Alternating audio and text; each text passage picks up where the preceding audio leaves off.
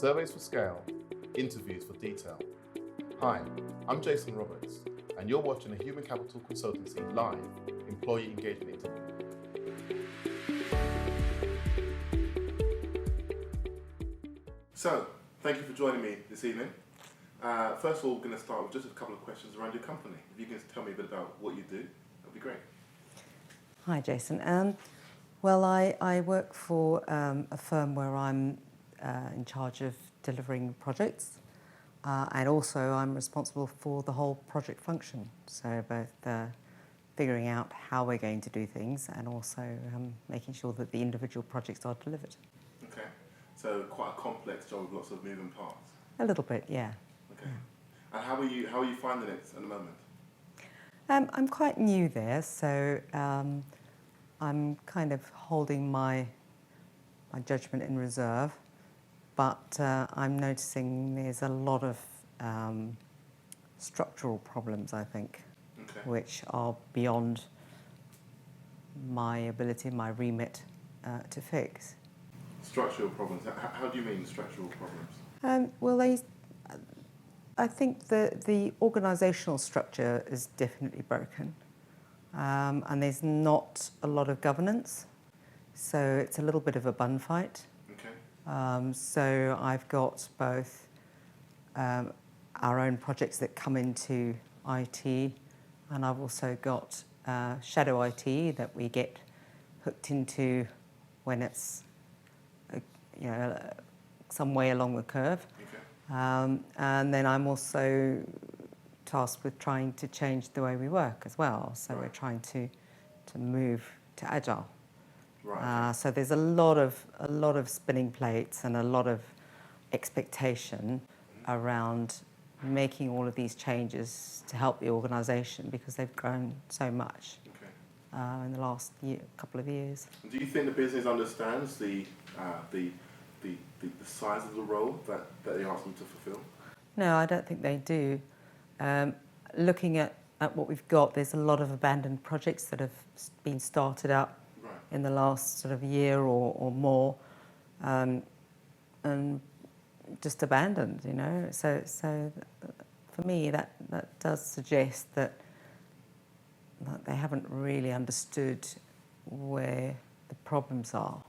And I think, I have a feeling, I haven't got confirmation, but I have a feeling that I'm not the first project manager that's come in to try and do this. I think there's been a bit of a revolving door policy. Where do you get that sense from? My colleagues often talk about my predecessors, Okay. and from what I can work out, they've only been there for a short time, 2, Right. 3 months. So I think people come in and start finding out that it's a bit different from what they heard in the interview, Yeah. Right. and they don't stick around. That's very interesting. Yeah, I don't leave. I don't. I'm quite resilient, so I'm kind of happy to work hard at that. But I would like the business and my management to be prepared to change. You can't expect change. You can't expect somebody else to come in and change things. Yeah. You have to be able to change yourselves. You have to be able to change your behaviour and change your rules and change your tools and Right. and that. To get different results, you can't be doing things the same way each time. Yes, exactly. We're not good. If you carry on doing what you've always done, you're going to get what you've always got. Right. I think. Right. That makes sense. So this is interesting. You mentioned about abandoned projects. I've got a couple of questions here that came to mind straight away. But with regards to the abandoned projects, what does that do for morale across the team and ultimately the work ethic of the team who've seen work not necessarily manifest in results? Yeah, and I think you're right. I think that is definitely dropping. Morale is pretty low, and I think it's making a lot of people choose to leave. Right. And I think the good people are leaving, and I think the people that are left are the people that are either not prepared to look or can't find themselves something else. And so it tends to revolve around people that have been there a long time And they are so set in their ways, they don't want to try anything different, even agile. You know, you would think they would take that as a golden opportunity to learn new skills and get themselves, you know, back on track and get kind of kickstart their career. And they don't seem to look at it that way. So typically when we talk about employee engagement, the whole purpose is to allow employees to really feel that they're part of a team, part of a purpose, and part of the strategic objective of the organisation that they can contribute to and be a part of. Do you feel that that's lost or missed within the team that you're working within today? I don't think that's lost within the team. I think we've got management that have a very one-dimensional or two-dimensional approach to management. Okay. Quite old-fashioned, quite autocratic, and I think that is doing a lot of damage to the morale of people that are joining. Okay. I think it's more about that. Okay, and have you had the opportunity to perhaps share your feedback with anyone yes. about how you feel? Anyone that can make a difference? Yeah, I think at my stage of my career, I'm not trying to kind of impress anybody really in terms of, you know, making a career for myself. I've got enough that I know I can do my job. Right. So I'm not afraid to speak out about stuff. Right. And I'm doing that. And it's not going down very well, you know, they don't like to hear some of this stuff. But, you know, I think it's small steps and you know, I'm kind of trying to be as productive and as careful and as diplomatic as possible to try and suggest alternatives. Rather than going to them with a problem, I'm going to them with, well, why don't we try something different? And I think there's definitely a thaw, you know. There's, you know, individuals, some individuals are starting to be a bit more up for it, I think. But there are some dyed-in-the-wool people that just do not want to change, and they kind of hold key positions in the team. Right, so there's a game of politics as well in terms of their influence, not necessarily willing to change. Yeah. And so with regards to speaking out, it's not necessarily being welcomed. What resources perhaps does the business have for you to use to share how you feel about these things? So you don't mind speaking out, but it's not necessarily welcomed. So how do other employees do that? Well, I think I mentioned that I thought the organisation was a bit broken, and there are not clear reporting lines. Right. And I think I can make that work in my favour. Not necessarily that's why that's there, but I think I can probably turn that to my advantage. And for me, it's about individual relationships and building those, which takes time. Right. And I think so far it seems to be working okay. I seem to be able to bridge a couple of different areas that haven't been bridged before. Right. So I think that's positive. I'm not getting a lot of support from the business at the moment, but I think, you know, the business, their shadow IT is kind of rife, and I can see why. And I think there's a lot of work for us to do around sorting out our own IT area before we can persuade the business to try things again with us. Right. You know, I think at the moment it's easier for them to go out to a third party and buy like that. So with there not being a lot of support from the business, how can you influence that? Or again, do you have the ability to speak to someone who can actually help to begin to make those changes that then, you know, ripple down to affecting culture ultimately? Yeah. So I'm being introduced by somebody that the business respect. And I think that's really helpful. For the projects where this person isn't involved, then I don't get the same amount of enthusiasm and welcoming that I get. Right. And they don't really take me seriously. Why do you think so? I think they trust individuals. They don't trust the department. They don't trust the function. So there are silos within the business pretty much that work together and not for the greater good. No, it's a very siloed organisation. There are individual fiefdoms, and consensus of any description is at a very high level in the organisation. Right. So there's not a lot of cooperation going on, and from a project management function point of view, trying to get those priorities agreed, that this business over here has a more important project than this business over here, is very difficult. Right. So I think that's being done very informally. So what I'm looking to do is make that more formal, and drive through the reasons why people don't think that something is important, because that needs to be discussed between the businesses. It's really nothing to do with IT, but until they've done that, until they make a decision, then we're going to just, going from pillar to post, we're not really going to make progress. But if you've got another culture, which is very much autocratic, as I think you said, Yeah. How do you encourage people to speak out and share how they feel if they don't want to rock the boat because of how the culture's set up so far? I think that autocratic culture is within our department. Okay.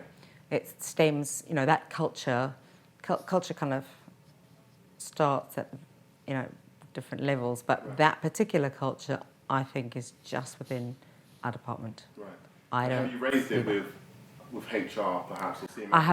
I haven't. I don't think HR are in a good position to deal with it, because HR is very much an outsourced function. So I don't think that HR will deal with it unless it's raised as a formal complaint, and I don't think that would help. I think that would probably make it worse. So that's interesting. So is this your perception of HR, or is this a perception of HR within that business unit, that HR as an outsourced resource are not necessarily? I think it's my perception of how management in my department would react to getting HR involved. They wouldn't see that as being helpful, or as being. They would see it as me, for example, lodging a formal complaint and trying to get somebody out of a job or something.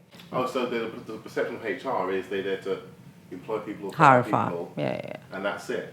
Pretty much. But in actual fact, the responsibilities of HR are far more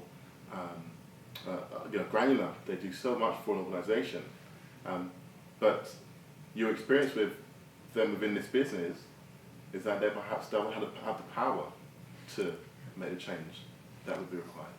Yeah. And so therefore, the employees, they have no one to go to help to get change. And yeah.